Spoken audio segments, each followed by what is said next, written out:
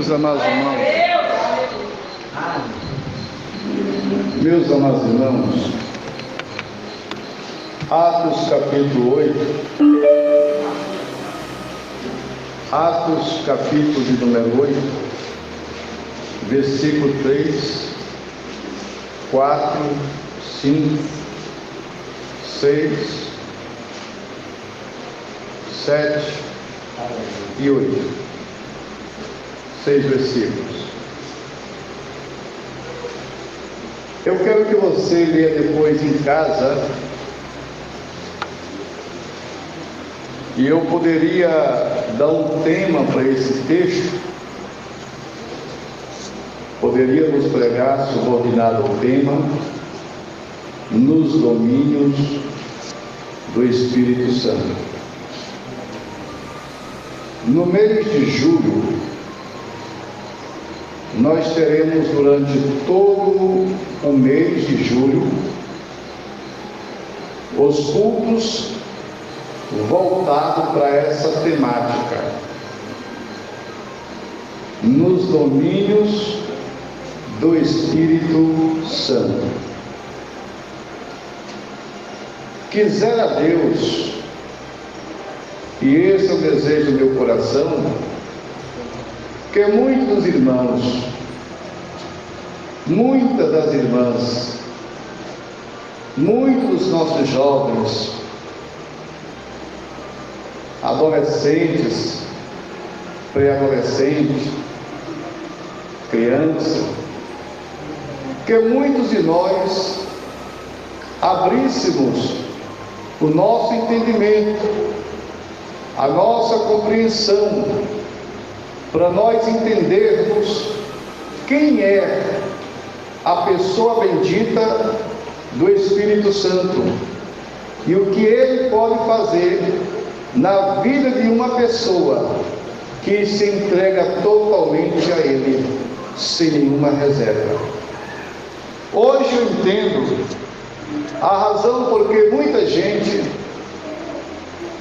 não são utilizados de forma poderosa, sob quer dizer, debaixo dos domínios do Espírito Santo. E por que, pastor Ângelo? Porque muitos não são usados sob os domínios do Espírito Santo, porque muitos de nós, de forma consciente e deliberada, nós entristecemos o Espírito Santo de Deus. Eu vou repetir, porque muitos de nós, de forma consciente e deliberada, entristecemos o Espírito Santo de Deus. Paulo escreve à igreja em Éfeso, no capítulo 4, versículo 30, ele diz: e não entristeçais o Espírito Santo de Deus, no qual fomos selados para o dia da redenção. Fomos selados para quê, irmãos? Quem está no culto? Fomos selados para quê, meus irmãos? Para o dia da redenção. O Espírito Santo é o selo de Deus. Para os adventistas, o selo de Deus, para os crentes da igreja deles, é o sábado. Para a igreja do véu, é o véu na cabeça das mulheres. E para outros aí, é o domingo. Mas o selo de Deus, para aqueles que hão de estar preparados para a redenção, é o Espírito Santo na sua vida. Esta é a prova que a pessoa está marcada por Deus como sinal de que ele pertence a Deus. É pela a efusão do Espírito Santo em sua vida. E nós observamos que, concernente à obra missionária, é impossível nós fazermos a obra de Deus vazios do Espírito Santo de Deus. Mais do que nunca, meus irmãos, igreja de Deus, nós precisamos do Espírito Santo nas nossas orações. precisamos do Espírito Santo nas nossas orações. Nós conseguimos distinguir o crente que ora debaixo da unção do Espírito. Mais do que nunca, meus irmãos, precisamos do Espírito Santo em nossos louvores. Precisamos.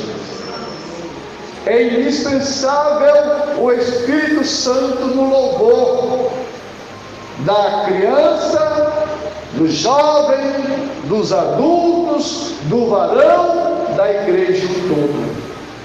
Nós precisamos do Espírito Santo em nossos louvores. Precisamos do Espírito Santo em nossas pregações, pois é Ele que dá o poder para que as nossas palavras não sejam somente frases ensaiadas, como frases mágicas. Não. Precisamos do poder do Espírito Santo em nossas palavras. E nós vemos aqui em Atos que Filipe, um dos 7 primeiros diáconos, nós encontramos aqui no versículo 3 que Saulo assolava a igreja. Saulo entrava pela casa dos crentes, arrastava homens e mulheres, botava na prisão. Muitos crentes foram obrigados a negar a Cristo. Escute, o apóstolo Paulo fez muitos crentes, antes de se converter, ele obrigou muitos crentes a negar a Cristo e muitos crentes a blasfemar de Cristo. A fúria do diabo era grande, porque até então Saulo era apenas um homem religioso. E um homem religioso, uma mulher religiosa, oprime aqueles que de fato querem servir a Deus. Oprime. Aqui tem pessoas que já aceitou a Jesus, veio aqui na igreja, aceitou a Jesus, depois disse para mim: não posso ir para a igreja não, que a catequista disse que eu não posso ser crente, eu tenho que deixar de ser crente, eu tenho que estar na igreja católica. Isso é uma opressão dos religiosos. Só que essa pessoa vai pagar muito caro por esta alma, pois a Bíblia diz que aqueles que se tornam impedimento para alguém seguir a Cristo, é melhor que essa pessoa amarre uma corda no pescoço e se lance no profundeza do mar.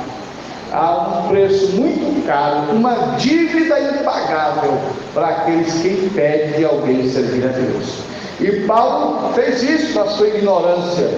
No versículo 4, a Bíblia diz que os que andavam dispersos iam por toda parte anunciando a palavra. Os que andavam dispersos. Jesus tinha dado uma ordem: ide por todo mundo, pregar o evangelho a toda criatura. Foi uma ordem imperativa. Quando Jesus subiu ao céu, Atos capítulo 1, versículo 8, ele disse, ao subir, ele disse: permanecei em Jerusalém, até que do alto vocês sejam revestidos de poder, e recebereis o poder do Espírito Santo, e sereis minhas testemunhas, tanto em Jerusalém, como em toda a Judéia, Samaria, até os confins da terra. Tanto em como em. Ou seja, tanto aqui como fora daqui, vocês serão minhas testemunhas. Às vezes nós queremos ser testemunhas só aqui dentro da igreja, mas a ordem aqui na obra missionária, nós temos que ser testemunha tanto tanto dentro como fora, devemos ser testemunha de Cristo. E esta ordem imperativa não é para o pastor, não é para o missionário, não é para o obreiro. Essa ordem imperativa é para todo crente, todos sem exceção, homens, mulheres, meninos e meninas, moços e rapazes. Nós devemos ser testemunhas de Cristo Jesus. Não é uma ordem só para alguns, é para todos. Nós observamos depois que eles que estavam dispersos, e Deus permitiu essa perseguição. Olha, irmãos, os crentes que ficaram acomodados em Jerusalém, acomodados.